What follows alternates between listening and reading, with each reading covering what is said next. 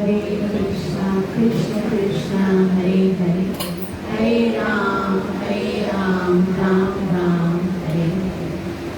सर्वविघ्न विनाशक श्रीमद् भगवान की, भक्त वत्सल श्रीमद् भगवान की, भक्त श्रोमणी प्रहलाद महाराज नित्य लीला प्रवेश शरणारविंद भक्तिवेदांत स्वामी लीला प्रभुपाद की जय राधा माधव कुंज बिहारी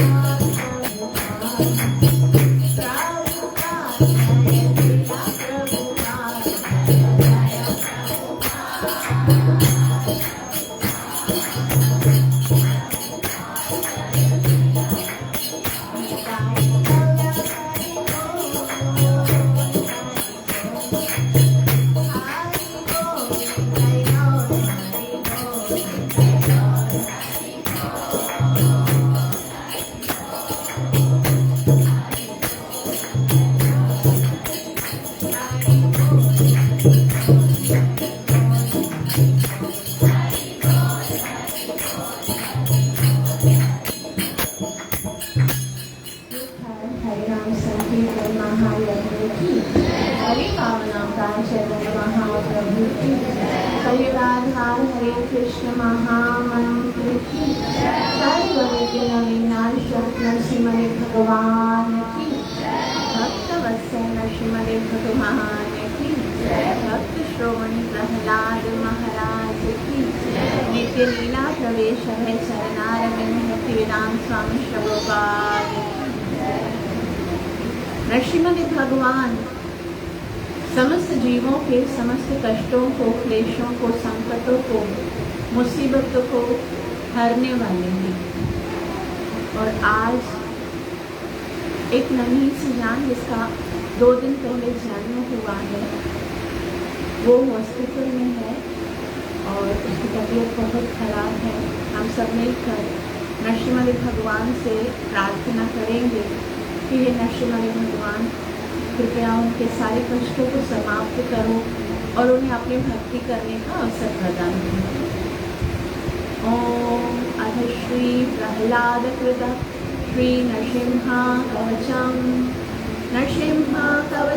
भक्षे प्रहलादेनोदितं पुरा सर्वरक्षाकरं पुण्यं सर्वोपद्रवनाशनं सर्वसम्पत्करं चैव स्वर्गमोक्षप्रदायकं ध्यात्वा नरसिंहं देवेशं हेमसिंहासनस्थितं विवृतास्यं त्रिनयनं शरदिन्दुसमप्रभं लक्ष्म्यालिङ्गितवामाङ्गं विभूतिभिरुपाश्रितं चतुर्भुजं कोमलाङ्गं स्वर्णकुण्डलशोभितं पुरोजशोभितोरस्तं रत्नकेयूरमुद्रितं तप्तकाञ्चनसङ्काशं पीतनिर्मलवाससं इन्द्रादिसुरमौलिसा स्फुरन्माणिक्यदीप्तिभिः विराजितपदद्वन्द्वं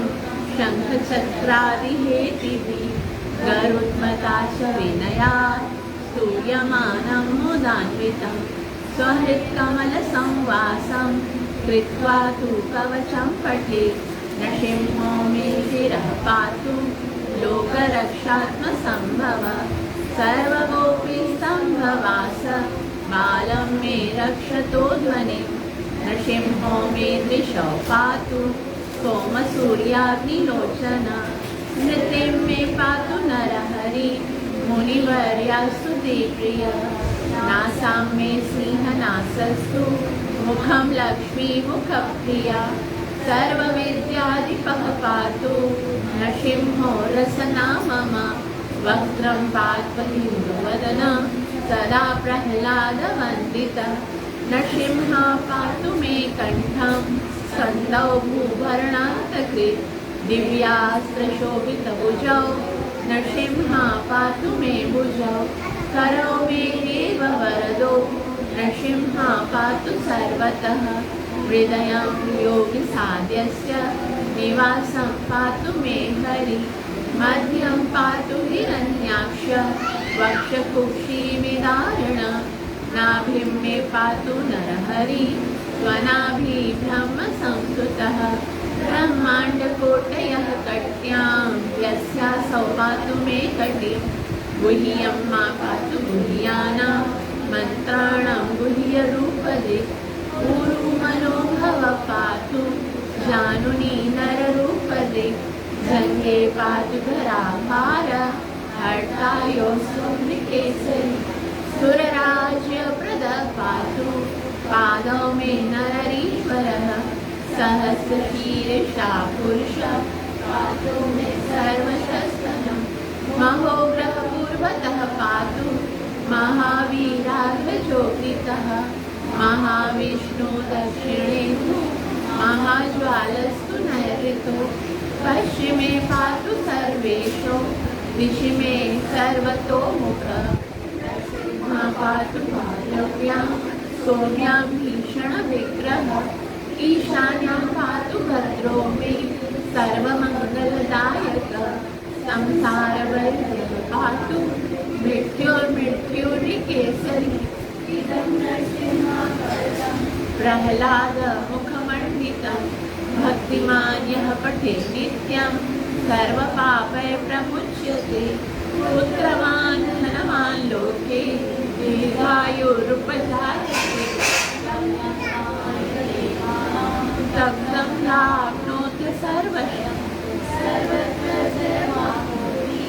सर्वत्र विजयी भवेत् भूम्यन्तरिक्ष दिव्यानां ग्रहाणाग्निनिवारणं वृश्चिकोरगसम्भूत विशापहरणं परं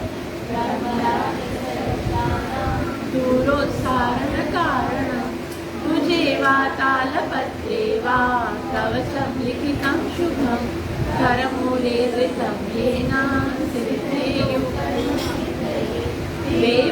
देवासुरमनुष्येषु सप्तमेव जयं लभेत् एकसत्यं यः पठे नियतो नरः सर्वमङ्गलमाङ्गल्यं मुक्तिर्मुक्तिं च विन्दति द्वात्रिंशतिसहस्राणि पाठे शुद्धात्मनाम्ना कवचस्यास्य मन्त्रस्य मन्त्रसिद्धिः प्रजायते अनेन मन्त्रराजेन कृत्वा भस्माभिमन्त्रणं तिलकं धारयेदस्तु तस्य ग्रहभयं हरेत् द्विवारं जपमानस्तु दत्तं वार्याभिमन्त्रश्च प्राशेयं नरं मन्त्रं नृसिंहध्यानमाचरेत् तस्य रोगा प्रणश्यन्ति ये च स्युः किमत्र बहुनोक्तेन नृसिंहं मनसा चिन्तितं यत्तु ततश्चाप्नोत्य संशयं गर्जन्तं गर्जयन्तं निजभुजपटलं स्फोटयन्तं हटन्तं दीप्यन्तं तापयन्तं दिवि भुवि दितिजं क्षेपयन्तं क्षिपन्तं क्रन्दन्तं रोषयन्तं दिशि दिशि सततं संहरन्तं हरन्तं वीक्ष्यन्तं पूर्णयन्तं करनिकरशतैर्दिव्यसिंहं नमामि इति श्रीब्रह्माण्डपुराणे प्रह्लादप्रोक्तं श्रीनृसिंहकवचं सम्पूर्णं सर्वविघ्नविनाशक नरसिंहदेव भगवान की सर्वविघ्नविनाशक नरसिंहदेव भगवान की भक्तवत्सल नरसिंहदेव भगवान की भक्त श्रोमणी प्रहलाद महाराज की गौरव प्रेमानंद। भगवत कथा में प्रवेश करने से पहले गुरु और गौरंग से कृपा की याचना करते हुए मंगलाचरण करेंगे ताकि हम जो कुछ श्रवण करने वाले हैं उसका हमें पूरा पूरा लाभ प्राप्त हो सके, जो कि है ओम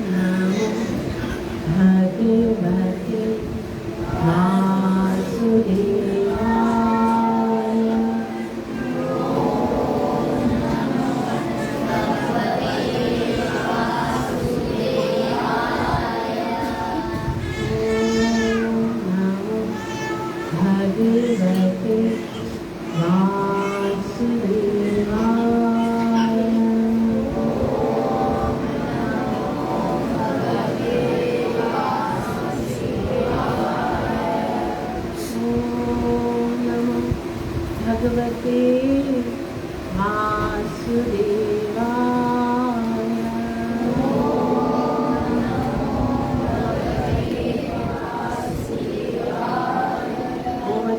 भगवते ज्ञानञ्जनशलाकया चक्षुरुन्मीलितं तस्मै श्रीगुरुवे नमः।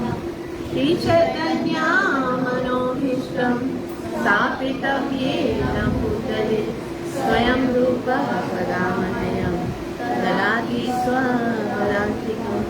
वन्देऽहं श्रीगुरुं श्रीयुतपदकमलं श्रीगुरुं वैष्णवांश्च श्रीरूपं साग्रजातं सहगणा रघुनाथं वितं तं सजीवं साद्वैतं सावधूतं परिजनसहितं कृष्णचैतन्यदेवं श्रीराधा कृष्णपादा सहगणा ललिता श्रीविशाखान्वितांश्च हे कृष्णा करुणा सिन्धु दीनबन्धु जगत्पते गोपेश गोपिकान्ता राधाकान्त नमोऽस्तुते तप्तकाञ्चन गौरङ्गे राधे वृन्दावनेश्वरि वृषभानुसुते देवी प्रणमामि हरिप्रिये वाञ्छाकल्पतरुभ्यश्च कृपासिन्धुभ्यैव च पतितनां पावनेभ्यो वैष्णवेभ्यो नमो नमः। श्रीकृष्ण चैतन्य प्रभु नित्यानन्द श्री अद्वैत गदाधर श्रीवासदि गौरभक्तवृन्द। हरे कृष्णा कृष्ण कृष्ण हरे हरे हरे राम राम राम हरे हरे। हरे कृष्ण।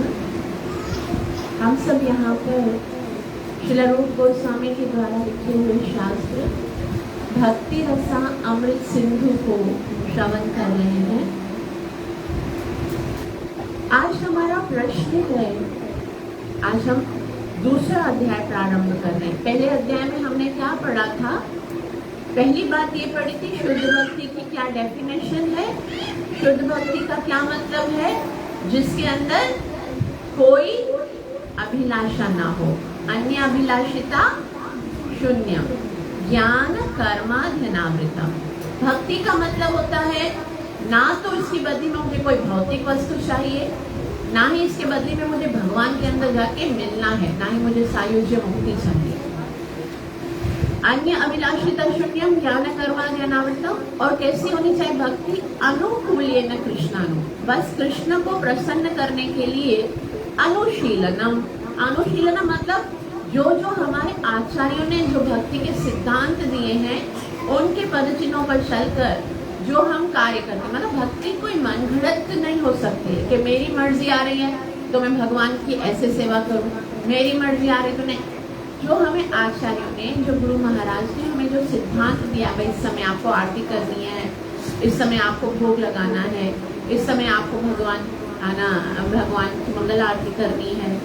तो जो सेवा हमें भगवान गुरु महाराज के द्वारा या शास्त्रों के द्वारा मिली है उसके अनुसार हमें भगवान की सेवा करते हैं और उसकी बदले में कोई भी भौतिक लाभ नहीं प्राप्त करना चाहते हैं, तो इसको शुद्ध भक्ति कहते हैं। तो शुद्ध भक्ति से क्या लाभ होता है? शुद्ध भक्ति से के 6 लक्षण हमने प्राप्त सुने थे। 6 लक्षण होते हैं शुद्ध भक्ति के। हरे कृष्ण हरे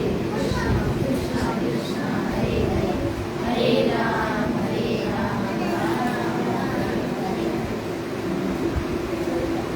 शुद्ध भक्ति के 6 लक्षण कौन कौन से हैं? पहला है क्लेशाग्नि। क्या है? हमारे जीवन में हमारे पापों के द्वारा, हमारे जितने भी पाप हैं उनके पापों के द्वारा जितने भी कर्म हैं वो सब के कारण, पाप कर्मों के कारण हमें दुख मिलता है और शुद्ध भक्ति के कारण हमारे सारे पाप नष्ट हो जाते हैं, तो हमारे जीवन के सारे दुख भी दूर हो जाते हैं। क्लेशाग्नि। और दूसरा शुभदा। शुभदा का क्या मतलब होता है? वो मंगलमयी है। और शुभदा के कितने लक्षण पढ़े थे हमने? 4 लक्षण पढ़े थे। पहला है शुभदा का क्या लक्षण है? पहला कि वो सर्व कल्याणकारी हो, सबके लिए कल्याणकारी हो। शुभदा का दूसरा लक्षण क्या पढ़ा था? कि उसको करने से हमारे अंदर दिव्य गुण, देवताओं के जैसे जो गुण हैं वो हमारे अंदर प्राप्त होने लगते हैं। और शुभता का तीसरा लक्षण क्या पढ़ा था, किसी को याद है? वो सबको आकर्षित करता है। जो भगवान का भक्त होता है वो सबको आकर्षित करता है, खाली मनुष्यों को ही नहीं, पशु पक्षियों को। हमने जैसे पढ़ा था कि चैतन्य महाप्रभु जब कीर्तन करते हैं तो पशु पक्षी भी उनके कीर्तन में आकर नृत्य करते हैं। और उसके बाद चौथा लक्षण क्या था? मोक्ष लघुता। नहीं, मोक्ष लघुता तो उसका हरे कृष्णा कृष्ण कृष्ण हरे राम राम राम हरे हरे कृष्णा कृष्ण कृष्ण हरे राम राम राम हरे हरे कृष्णा कृष्ण कृष्ण हरे राम राम राम हरे। तो इस तरह से हमने शुभदा के 4 लक्षण पढ़े थे। उसके बाद शुद्ध भक्ति का तीसरा लक्षण क्या है?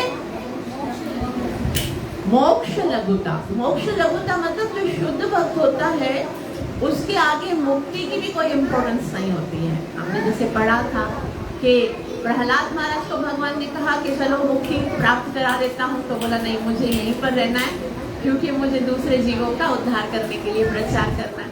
हनुमान जी को भगवान ने कहा चलो आप हमारे साथ साकेत धाम में, तो उन्होंने मना कर दिया, बोला नहीं, मुझे तो आपकी कथा को श्रवण करना है।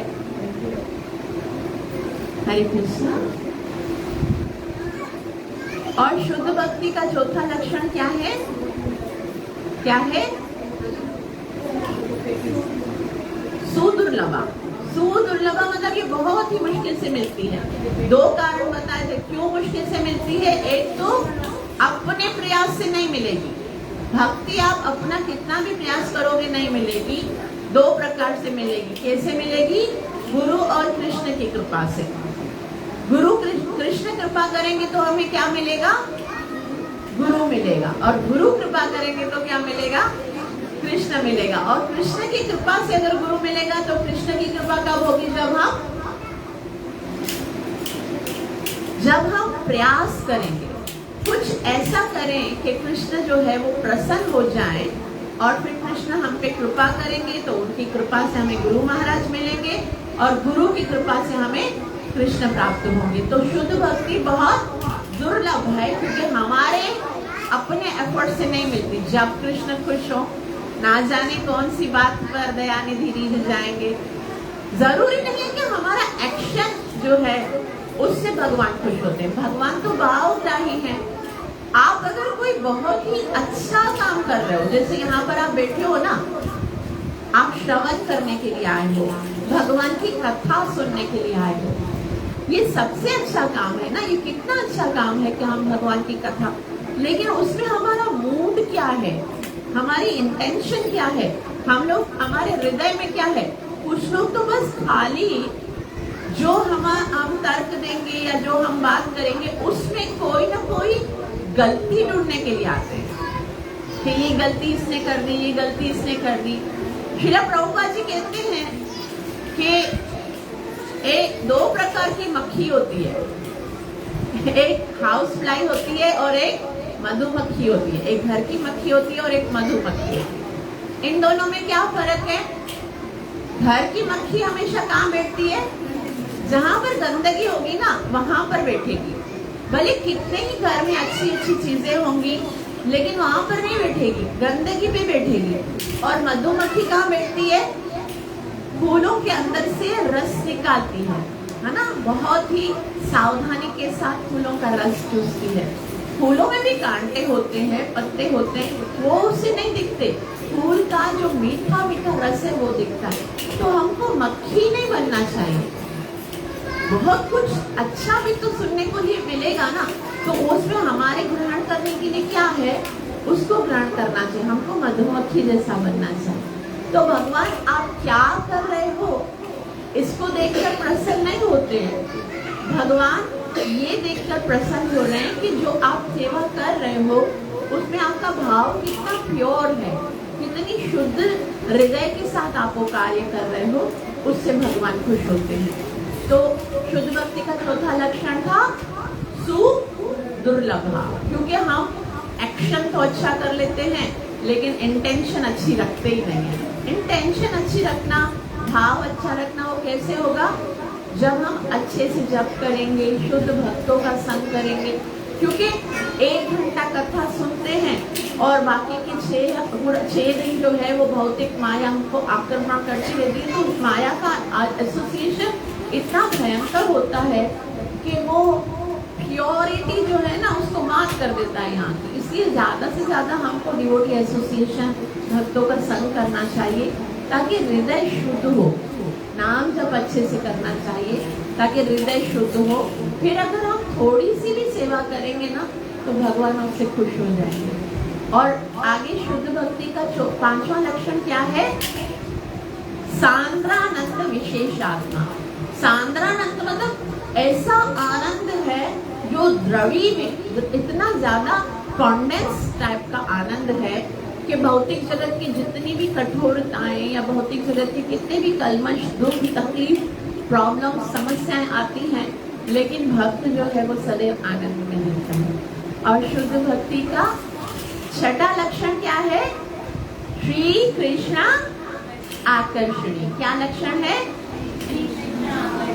कि वो कृष्ण जिसको, जो पूरे संसार को भी आकर्षित करते हैं, करोड़ों करोड़ों कामदेव को भी जो आकर्षित करते हैं, शुद्ध भक्त जो है वो भगवान को भी आकर्षित करता है। भगवान भी आकर्षित होते हैं शुद्ध भक्त की चेष्टाओं से, उनको देखते हैं, उसके प्रति भगवान के हृदय में भी बहुत ही प्रेम होता है, इसीलिए तो भक्तों के पुकारने से आ जाते हैं, है ना। भगवान कहते हैं परित्राणाय साधूनां। मैं तो धाम में बैठा होता हूँ लेकिन मेरे भक्तों के ऊपर कष्ट आता है तो मुझसे सहन नहीं होता। तो यहाँ तक हमने भक्ति के 6 लक्षण पढ़े थे। एक बार नाम पढ़ेंगे। क्लेशाग्नि, शुभदा, मोक्ष लघुता, सुदुर्लभा, सांद्रानंद, विशेषात्मा, और 6वां है श्री कृष्ण आकर्षणी। ठीक है, तो यहाँ तक हमने पढ़ा था।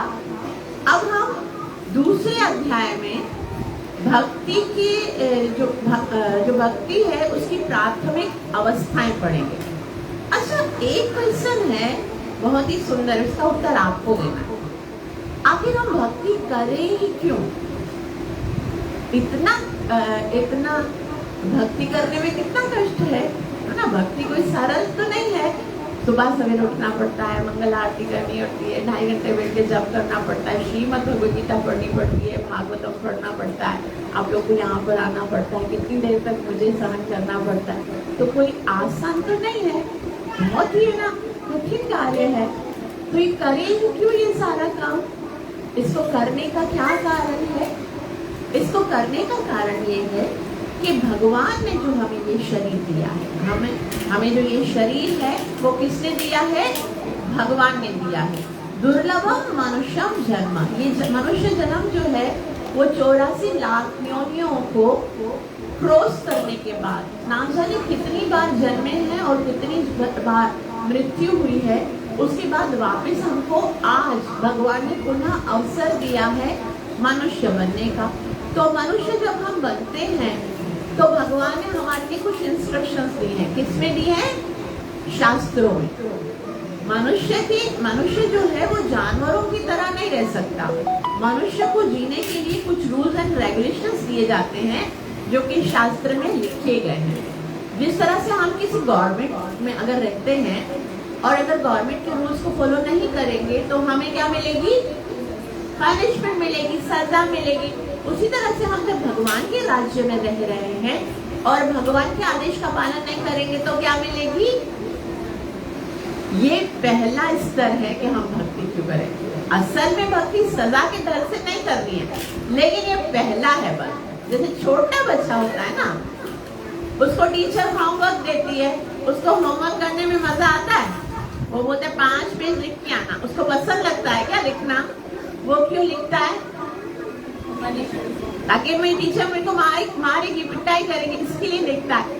वास्तव में ना टीचर को मारने में मजा आएगा, ना ही टीचर की कोई खुशी है कि मैं मारूं, और ना ही इस उद्देश्य से बच्चे को पढ़ना है कि मुझे मार पड़ेगा। उद्देश्य कुछ और ही है, लेकिन क्योंकि अभी तक वो उस ट्रिक पे आया नहीं है, उसका भाव अभी तक उत्पन्न हुआ ही नहीं कि मुझे स्टडी करनी है। जब थोड़े बच्चे बड़े हो जाते हैं, फिर एग्जाम होता है, फिर उसको ये नहीं लगता है कि मुझे टीचर मारेगी, फिर वो दिल से पढ़ता है। हालांकि उसको माता पिता बोलते हैं ये प्री गेम में चलो, ये करना है वो करना है, लेकिन नहीं मेरे एग्जाम है, मैं नहीं चल सकता, मुझे कोई डिस्टर्ब नहीं करो। उस वक्त तो मारने की कोई बात नहीं होती, लेकिन वो क्यों पढ़ रहा है?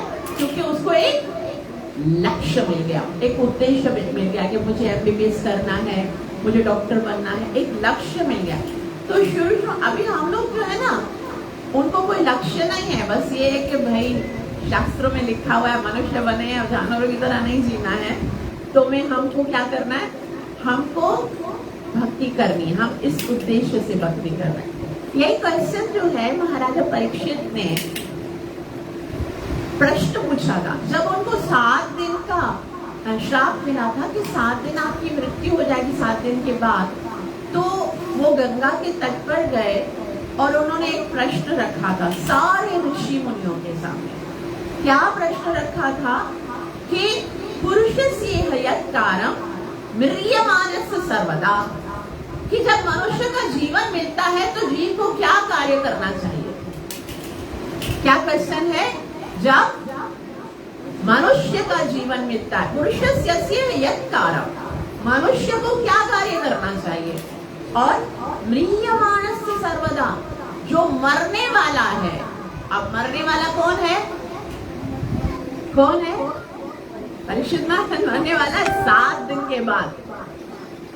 हमारे तो कोई तिथि भी नहीं है, 7 दिन से पहले भी मर सकते हैं ना, आज भी मर सकते, कल भी मर सकते हैं। तो परीक्षित महाराज के पास अभी तक तो 7 दिन है, हमारा कोई निश्चित नहीं है, तो हम मरने वाले हैं। तो हमारे लिए पूछा, उसको तो पता है मैं तो 7 दिन के बाद मरूंगा, तब तक कोई ना कोई उपाय ढूंढ ही निकालूंगा। लेकिन ये जो अचानक मर जाएंगे, इनको तो वो श्रृंगी ऋषि आकर बताने वाला भी नहीं है कि 7 दिन के बाद मरोगे। इतना अच्छा होता ना, हमको भी 7 दिन पहले पता चल जाता कि हमारी मृत्यु आ जाएगी, और आप लोग शुरू हो जाते, भाई माता जी हमारा 7 दिन का सप्ताह रखना है और यहाँ पर ही बैठा है, बस खाली 7 दिन तक भागवत श्रवण करेंगे। बहुत आसान हो जाता यदि हमको भी इस तरह का कोई श्राप मिलता, 7 दिन पहले पता चल जाता। लेकिन हमको तो पता भी नहीं चला, हमारा तो श्राप एकदम वो है, अचानक से आएगा, अकस्मात अचानक से आ जाएगा। तो महाराज परीक्षित बोलते हैं इनका क्या होगा? मेरा तो ठीक है, लेकिन जो मरने वाले हैं उनको क्या करना चाहिए? तब श्रीमद् भागवतम में दूसरे स्कंद के पहले अध्याय के श्लोक नंबर 5 में शुकदेव गोस्वामी परीक्षित महाराज के इस क्वेश्चन का उत्तर देते हैं।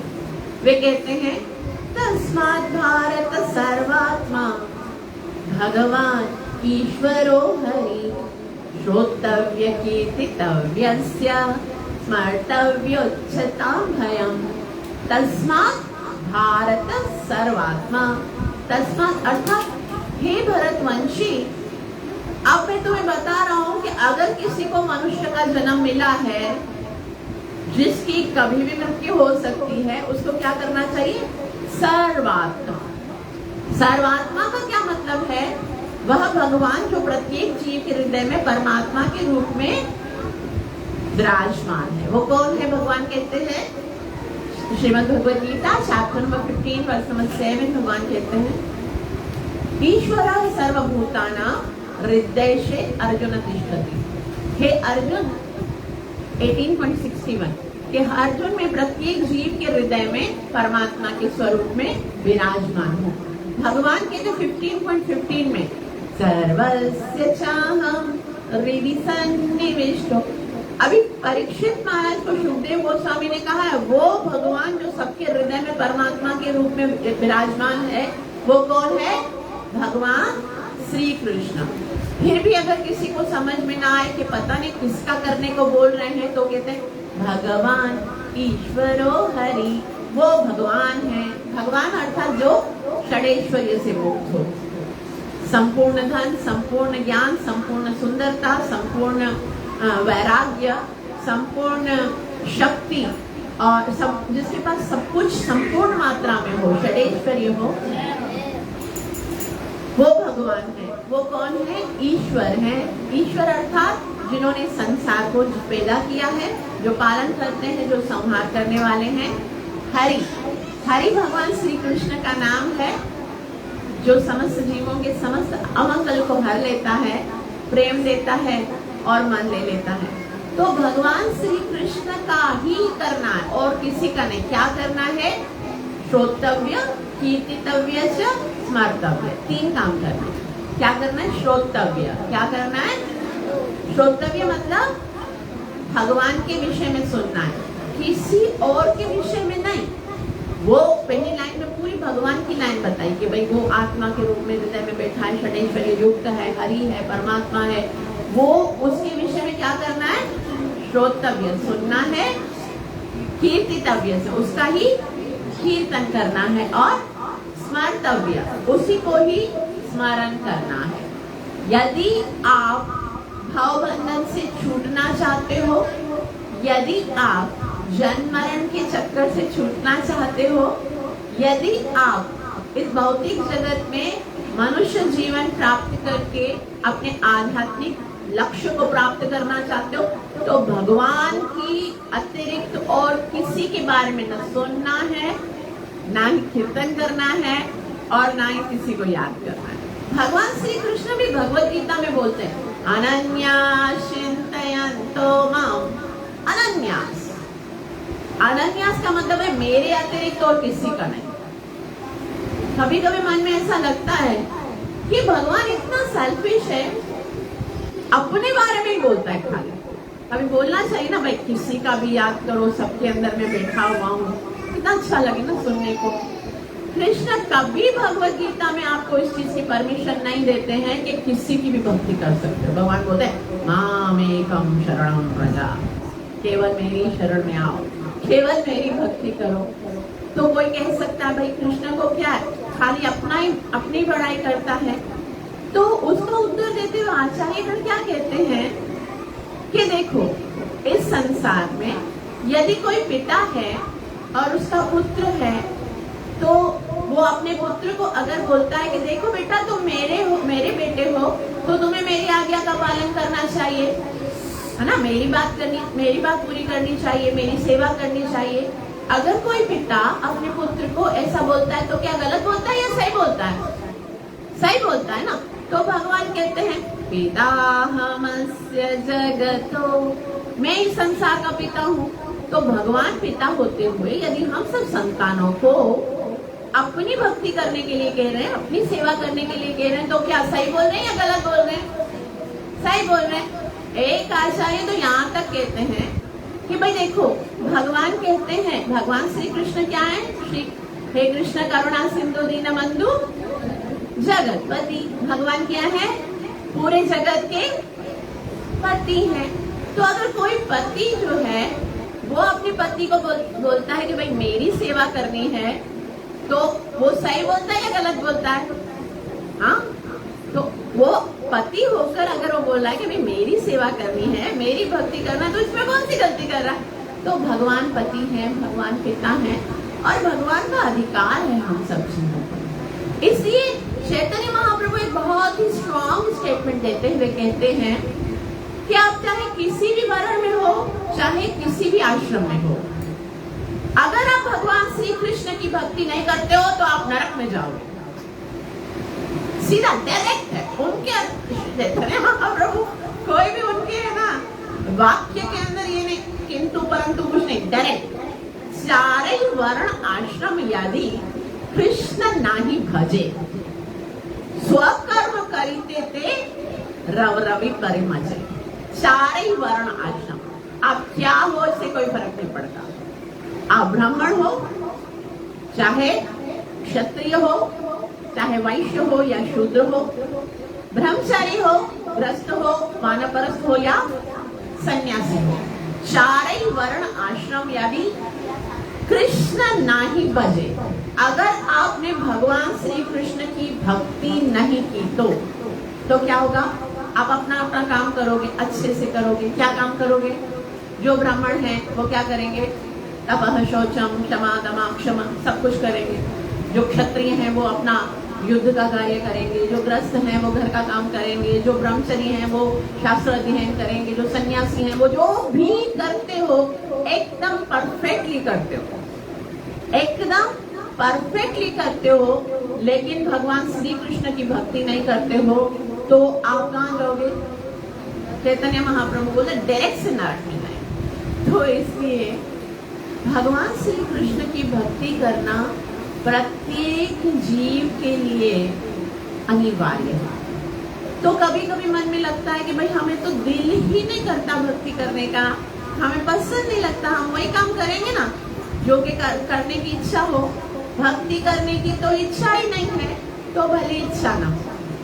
इसलिए आज हम पढ़ेंगे, श्रील रूप गोस्वामी बताएंगे कि भक्ति की 3 कोटियां होती हैं। कोटियां का मतलब होता है स्टेप्स होते हैं। पहली होती है साधन भक्ति। क्या होती है? साधन भक्ति। साधन भक्ति क्यों करते हैं? उसमें जैसे हम लोग है ना, हमको ना भगवान से प्यार है, ना ही कोई माला करने में मजा आता है, ना ही कोई है ना दूसरी जो सेवाएं हैं वो करने में मजा। ऐसा है कि बस हम अभी गीता पढ़ने में भी पढ़ रहे होंगे, आधे लोग आएंगे कथा सुन रहे होंगे और बस घड़ी में होगा कि टाइम खत्म हो तो माता जी बस करे, फिर प्रसाद खाएं, फिर निकले। मतलब कोई रुचि थोड़े है, हम बस कर रहे हैं, एक रिचुअल है। क्यों कर रहे हैं? ये साधन भक्ति है। साधन भक्ति क्यों की जाती है? उसके 2 कारण। एक कारण ये है क्योंकि शास्त्र में बताया गया है कि भाई आप लोग मनुष्य बने हो तो भगवान का नाम लो, भगवान की बात कथा सुनो, भगवान की भक्ति करो। शास्त्र के भय से करते हैं। और दूसरा गुरु के आदेश के अनुसार करते हैं कि गुरु ने बोला है 16 माला जप करनी है। हरे कृष्णा कृष्ण कृष्ण हरे राम राम राम। कुछ लोग तो जानबूझ के वो फ्री टाइम ढूंढेंगे कि भाई आज तो मुझे क्या करना है। क्या तो वैसे जो है ना सबसे ज्यादा प्रायोरिटी किसको देनी चाहिए? अपने नाम जप को देनी चाहिए। और इसके अलावा बाकी चाहे दूसरे जो रह भी जाए, अपना नाम जप है ना वो बहुत अच्छे से एक बहुत ही स्पेशल टाइम में करना चाहिए। लेकिन कुछ लोग जानबूझ के सोचेंगे कि भाई मैं तो रास्ते में जा रहा हूँगा, उस टाइम पर माला कर लूंगा, टाइम तो वैसे ही गुजरना पड़ेगा।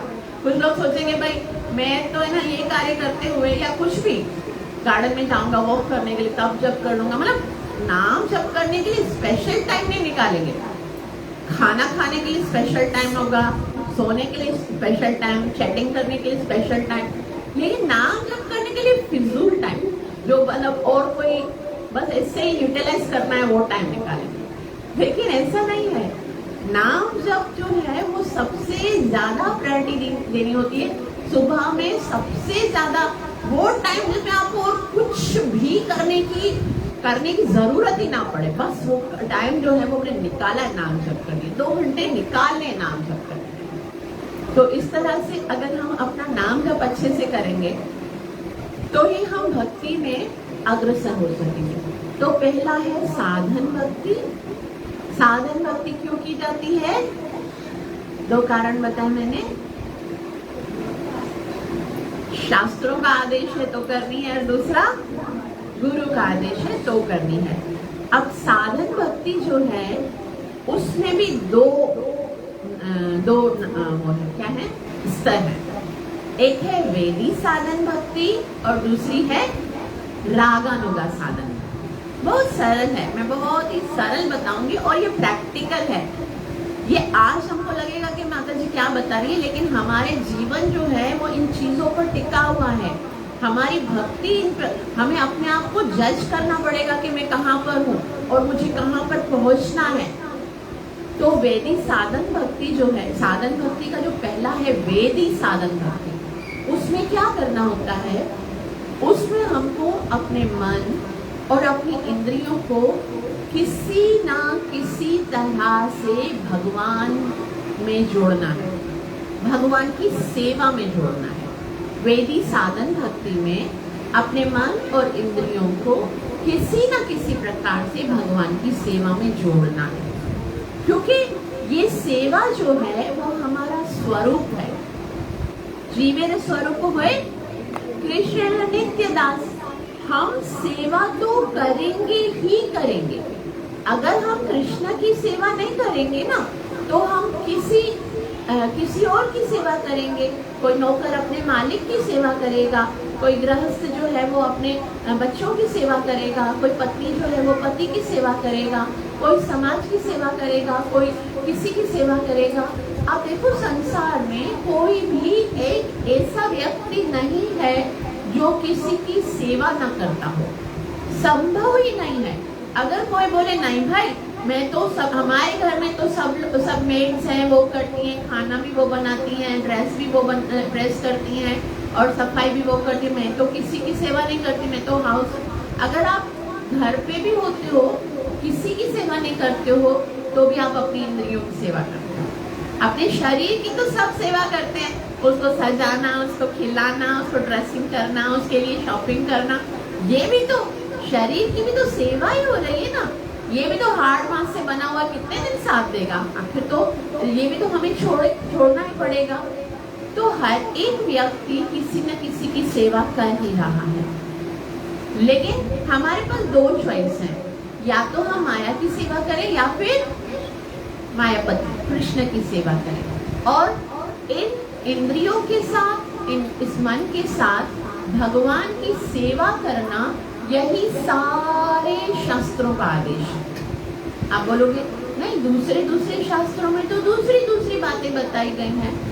देखने में लगता है कि अलग अलग बातें लगाई गई, लेकिन वास्तव में जितने भी 18 पुराण हैं, 6 शास्त्र हैं, जितने भी वेद हैं, उनमें एक ही बात बताई गई है कि हमको अपने मन और इंद्रियों से भगवान श्री कृष्ण की सेवा करनी है।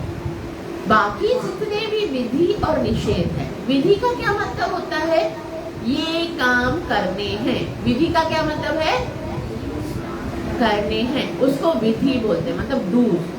और निषेध का मतलब ये काम नहीं करने। सारे शास्त्रों में कुछ आदेश है, भाई आपको ऐसा करना चाहिए, आपको ऐसा करना चाहिए। सुबह सवेरे उठना चाहिए, सूर्य देव को जल देना चाहिए, गौ को भोजन खिलाना चाहिए, ब्राह्मणों को प्रणाम करना चाहिए, शास्त्र पढ़ना चाहिए। ये सब क्या है? विधि है। निषेध क्या है? कि हमको नॉन वेजिटेरियन नहीं खाना चाहिए, हमको मांसाहार नहीं करना चाहिए, नशा नहीं करना चाहिए, अवैध संग नहीं करना चाहिए, जुआ नहीं खेलना चाहिए, हमें निंदा नहीं करनी चाहिए, किसी को कष्ट नहीं। ये सब निषेध है। तो कभी पूछो भाई क्यों ये सब विधि और निषेध क्यों है? ये करो, ये करो, ये करो, ये बताया गया, और ये नहीं करो, ये नहीं करो, ये नहीं करो, ये बताया गया। तो इस विधि और निषेध का कारण क्या है? इसका उत्तर पद्म पुराण में दिया गया है। मेरे साथ सब उच्चारण करेंगे। स्मर्तव्यम सततम विष्णु, स्मर्तव्यम सततम विष्णु, स्मर्तव्यम सततम विष्णु,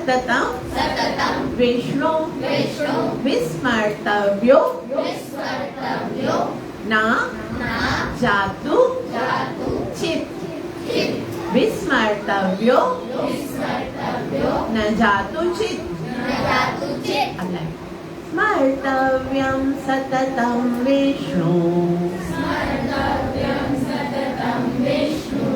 विस्मर्तव्यो न जातु चित्।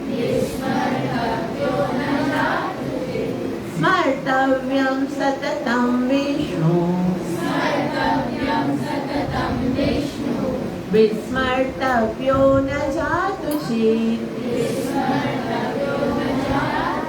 सर्वे विद्धि निषेधा स्युः एतयोर एव किंकरा।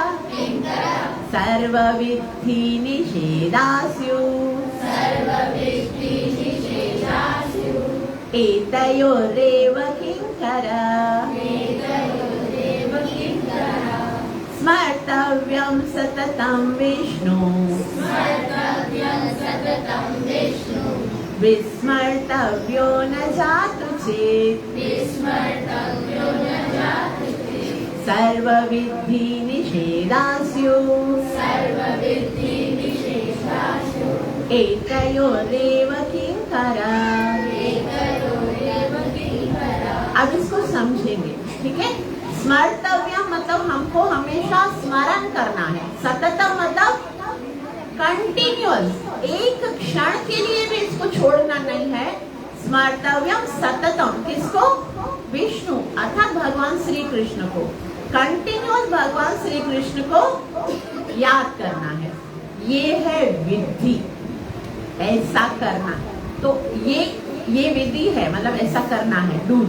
और विस्मर्तव्यो मतलब नहीं भूलना है, ना जातुचित, एक क्षण के लिए भी नहीं भूलना। ये क्या है?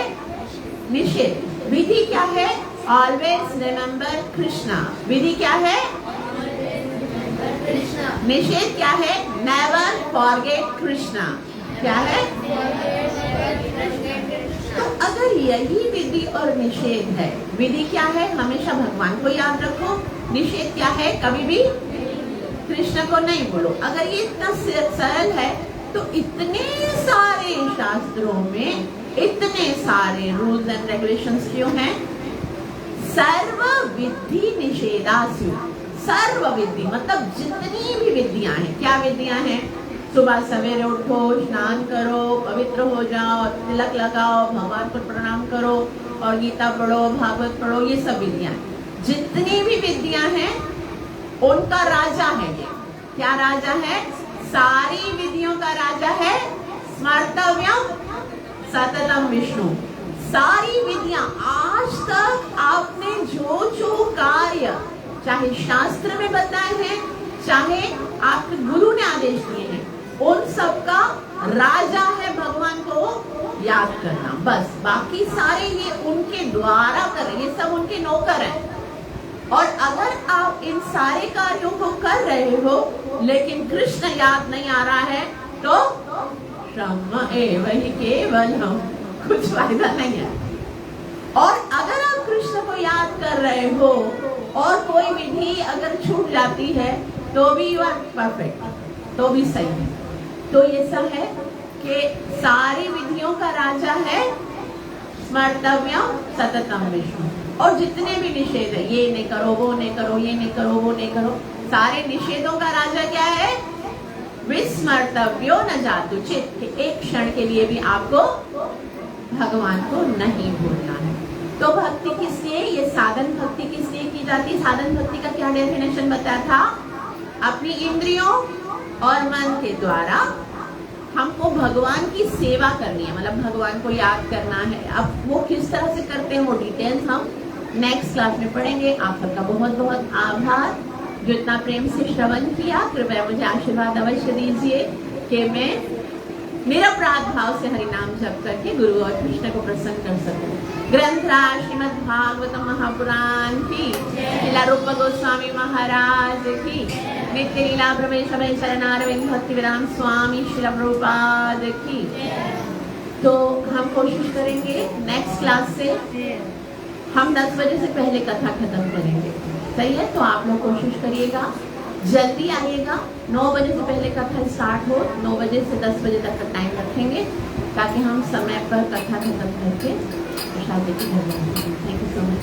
हरे कृष्णा कृष्णा कृष्णा कृष्णा हरे राम